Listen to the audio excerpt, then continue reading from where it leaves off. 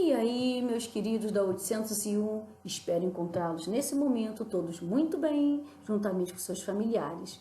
E aí, ó, vamos se animar para mais uma aula de ciências? Vamos lá no capítulo 18, que ele vem falando assim, ó, como os métodos contraceptivos podem evitar a gravidez precoce. E aí, vamos saber? Muito bem. Bom, primeiramente vai ocorrer a ovulação. O que é ovulação, gente? É a liberação do ovócito pelo ovário, capturado pelas fímbrias. Estão vendo aqui? Aí nós já falamos sobre fímbrias, né, gente? O que são fímbrias? É a extremidade mais distante lá do útero, né? Se encontram essas estruturas semelhantes a uma franja. Elas vão recobrir a superfície dos ovários, né? E vão capturar este ovócito.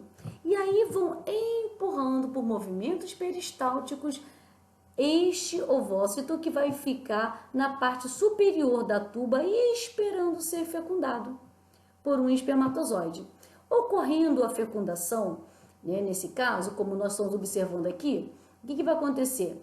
Dentro do prazo de 35 horas, ele já começa a ocorrer a divisão, certo? E ele vai se dividindo, 3 dias, 4 dias, 5 ou 6 dias, ele já vai descendo, tá vendo? Quando ele vai descendo pelo interior da tuba, porque o intuito é ele se fixar lá na parede do útero, né? E aí ele já começa a vir se dividindo, né? Se segmentando. Para quê? Para formar as células, os tecidos, os órgãos, os sistemas do novo ser.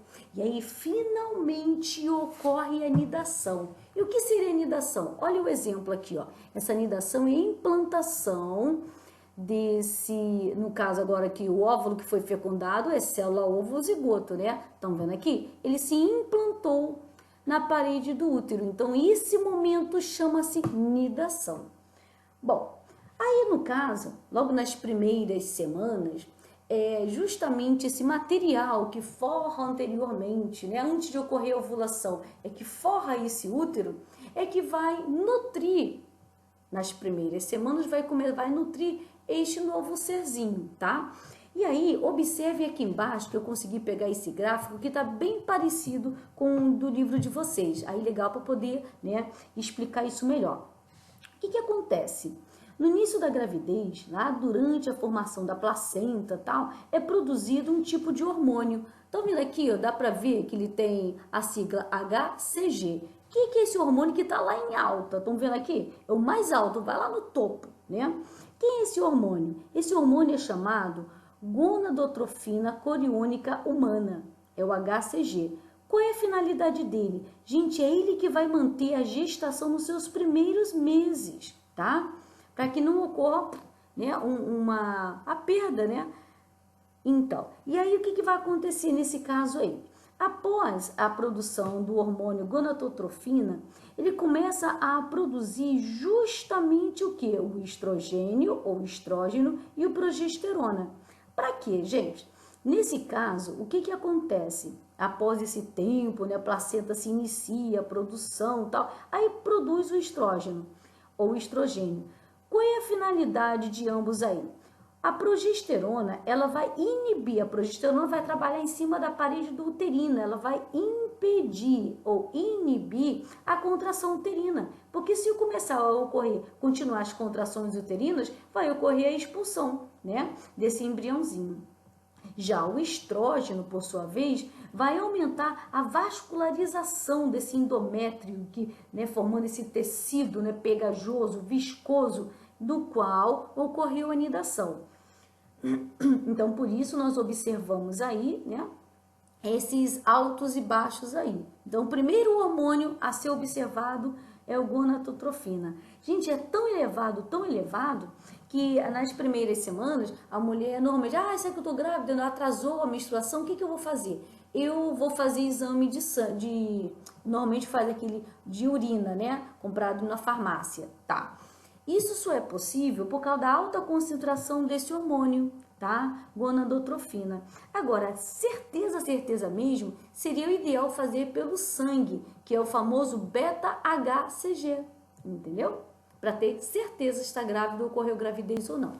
Por falar em gravidez, infelizmente, né, nós temos os dados da Organização Mundial da Saúde, que infelizmente vem mencionando que a gente vem trazendo, demonstrando uma taxa absurda, né, entre as adolescentes, gente, brasileiras, se comparado com o restante do mundo, 68,4 nascimentos para cada 1.000 meninas adolescentes. Isso é muito, muito grave, gente.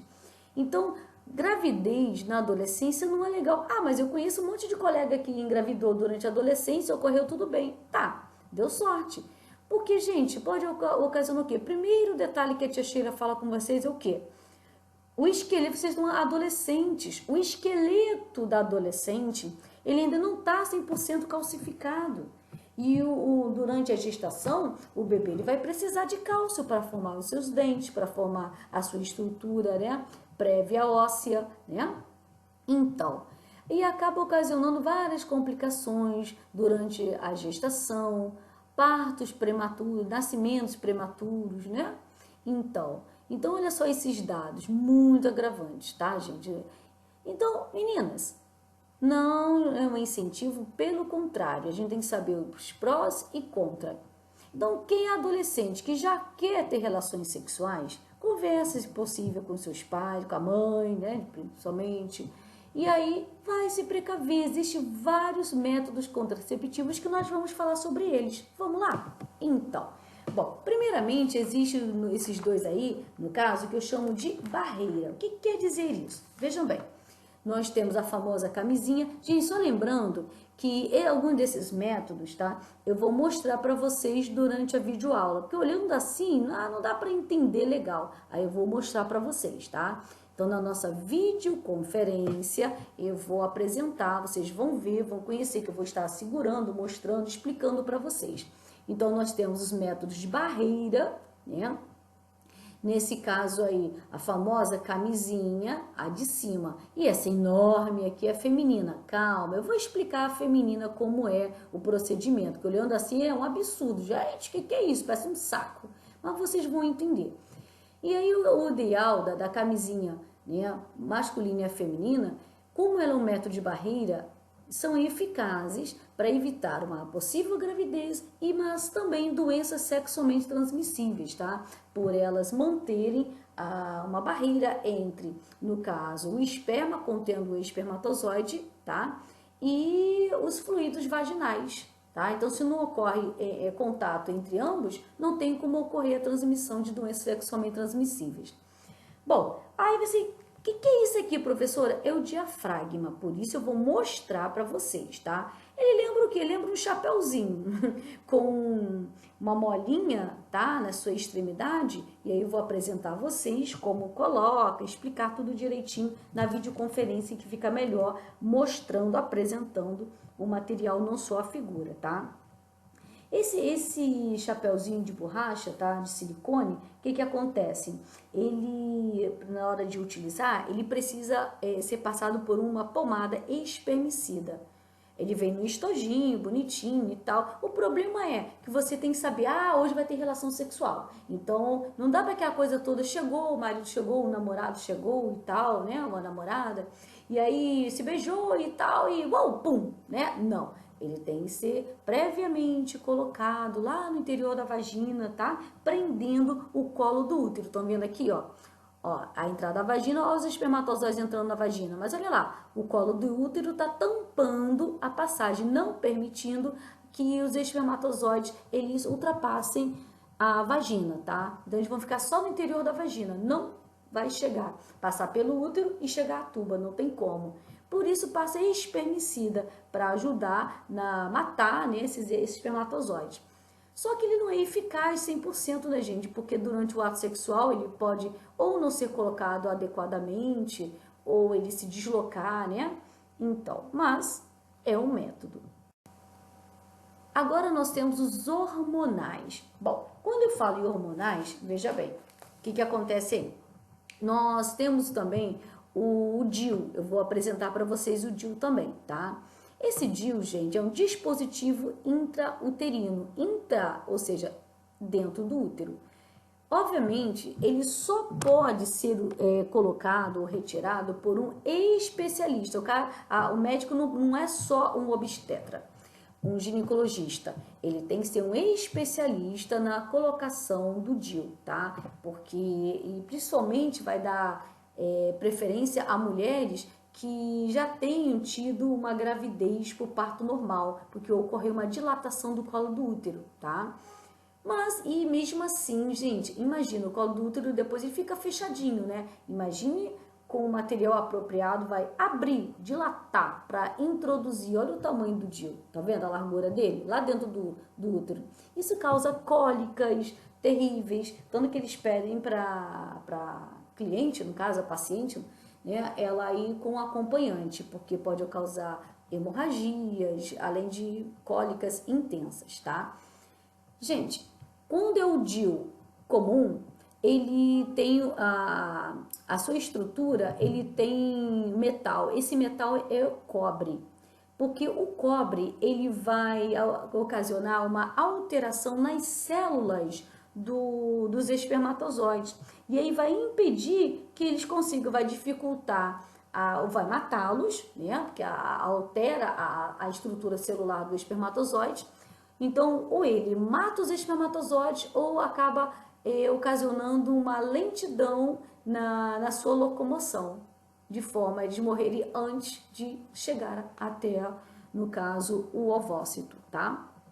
Bom, e aí tem o DIU hormonal. O corpo dele não é feito de cobre, mas ele vai liberando, é colocado dentro também do útero e gradativamente vai liberando hormônios, né? E ele vai fazer o mesmo efeito no caso da pílula anticoncepcional. Bom, legal aí que também existe um anel vaginal. Gente, a mulher não se dá bem com a pílula ou tem medo de esquecer, então o que ela faz? Ela vai introduzir na vagina, que também vai ficar perto do colo do útero, tá? E esse anel de silicone flexível, tá vendo aí que ele é bem flexível? Vou mostrar pra vocês. O que acontece? Ele é colocado lá dentro da vagina, no colo do útero, né? E aí, gradativamente, ele vai lançando hormônios, tá? Então, como ele é um método hormonal, ele também vai dificultar, né, impedir, no caso, a ovulação, tá? E aí, obviamente, também temos no livro de vocês, não tem, mas eu achei legal colocar, que é o adesivo. Esse adesivo você pode colocar em qualquer parte do corpo, né? Ele, no caso, ele se fixa, né? Ele é adesivo, como propriamente o nome está dizendo, e ele vai lançando gradativamente, tá? Na pele, os hormônios que vão alterar, confundir o organismo, evitando o quê? A ovulação. Esse é o intuito dos hormonais. Bom, falando de hormonais, obviamente não poderíamos mencionar, né, deixar de mencionar, no caso, as pílulas, né, que tem uma combinação, a maioria delas são combinadas, né, elas sinteticamente, elas simulam o estrogênio e o progesterona, né? O intuito, gente, é sempre confundir o organismo, tá? Evitando o quê? A ovulação, assim como os injetáveis. Tem injetáveis que você pode tomar a cada mês, outras pode tomar de 2 em 2 meses, de 3 em 3 meses. Só que, gente, é uma bomba, né, de hormônios, tá? E, obviamente, existe aquele, né, de uau, último momento aconteceu, né, para acontecer, esqueci, que é a pílula do dia seguinte, né? Bom, o que acontece nessa pílula do dia seguinte aí? Bom, ela vai, no caso, evitar, ajudar, né, a implantação, a anidação. É esse o intuito da pílula do dia seguinte. Ela vai impedir, no caso, a anidação, tá? Tudo o intuito é confundir o organismo, beleza? Então, lembrando aí dessa pílula do dia seguinte, ela deve ser usada o mais próximo possível do dia no qual ocorreu a relação sexual, tá? O ideal é não ultrapassar as 72 horas, tá bom? Para poder ser bem eficaz, né? Gente, ele só deve ser tomado no último caso, porque é uma bomba de hormônios, tá?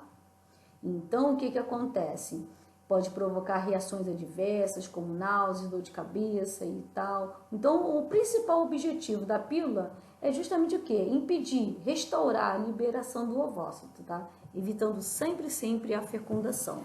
Bom, aí sim, agora vamos para o método definitivo, que é a vasectomia. Bom, é chamado, né, a esterilização, tá? É chamado definitivo? Tá, mas existem como reverter. É mais complicadinho, mas tem como. Gente, olha só. Lá no saco escrotal, tá vendo aqui, ó? Ainda no saco escrotal é um cortezinho mínimo em cima do saco escrotal. Pegando, no caso, justamente o intuito dele é pegar o quê? O canal deferente, tá? Aí um cortezinho de 2,5 cm. O certo mesmo não é nem amarrar, aqui tá amarrado, tá vendo? Mas só para mostrar mesmo. O certo é se agora utiliza um bisturi que além de ele corta e cauteriza, tá? Cauterizar o quê? Mesma coisa que queimar. Então ele cauteriza ambas as estruturas, tá? De forma não mais, ele não ter como se regenerar. E aí, como é complicado, mas e se quiser, tem como. O Pelé, ele já fez a vasectomia e depois ele reverteu a vasectomia. Então, depois ele teve até gêmeos, né, com a esposa dele, tá? Então, o que que acontece? Cortando, gente, o homem vai ter ereção, né, que manter o pênis ereto, ele vai sentir o prazer normalmente. Isso não vai influir em nada no prazer masculino. Inclusive, ele vai ejacular normalmente. O que não vai ter é o quê? Ó, como cortou os testículos lá nos canais seminíferos, lembram? Que eles produzem os espermatozoides, que vão completar a sua maturação lá no epidídimo. O que não vai acontecer é a saída dos espermatozoides. Então, ele vai ejacular? Vai. Ele vai ejacular, vai liberar o líquido, né, espermático. O que ele não vai ter, o chamado sêmen, né? O que ele não vai ter, ou esperma, são os espermatozoides, entendeu? Mas não influi em nada, ele não perde a vontade, né, de ter relações sexuais, o seu desempenho sexual não atrapalha em nada, tá? E lembrando que é muito mais prático, porque são dois, meu irmão fez, é pequenininho, gente, tá? É muito pequenininha, 2,5 cm só em cada lado. Então a recuperação, gente, é rápido. O cara pode até sair lá meia hora de cirurgia e voltar pilotando uma moto, né? Agora, na mulher, tudo é mais complicado, né? A mulher vai ter que, para ela fazer, no caso, a laqueadura, o que que acontece? Aí, no caso, para ela, é como se fosse uma cesárea. O homem não, é externo, ali acabou, meia horinha, pum, já pode até vir pilotando a moto. A mulher não, gente, é tudo mais complicado. Por isso que o médico, ele prefere fazer esse tipo de cirurgia, né? No caso, essa esterilização, no caso, após o parto. Vai nascer, tá, faz a cesárea e aproveita, né? A mulher já tem 2 filhos ou 3, né? E faz uma cesárea, aproveita e faz a laqueadura, tá? Então, como é que é isso aí? O intuito vai ser justamente, estão vendo aqui, ó, na tuba, também são 2,5 cm, tá? Que vai cortar e vai cauterizar. Gente, cauterizar, tá vendo? Ó, queimado, tá vendo? Não tem mais como ele se iniciar. Agora, existe esse chamado anéis de plástico que é colocado, ele pode se soltar? Pode. Fio de sutura, né? Que é o tal de amarrar as tubas, cortou e amarra. Aí essa amarra, né? Esse fio cirúrgico aí, essa sutura, ele se solta e aí pode ocorrer novamente a uma cicatrização e o restabelecimento da tuba. Muitas mulheres relatam de que elas fizeram a cirurgia, aí tá. Ele amarrou as tubas ou usou esse anel de plástico que pode se soltar com o tempo. Pode. Então, o ideal é o quê? Cauterizar, tá?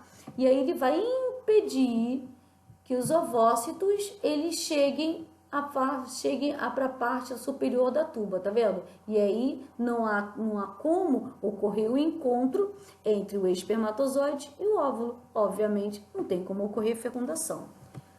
Agora sim, nós vamos falar sobre os métodos contraceptivos naturais, beleza? Então, como assim? No caso aqui, métodos contraceptivos naturais.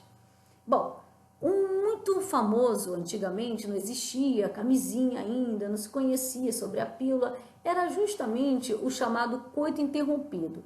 Só que ele não é eficaz, tá? Por que não? Porque, primeiro, é muito difícil o homem controlar. Imagina quando ele está quase fazendo o gol, ele retirar o pênis da vagina. Muito difícil o homem ter esse controle, tá?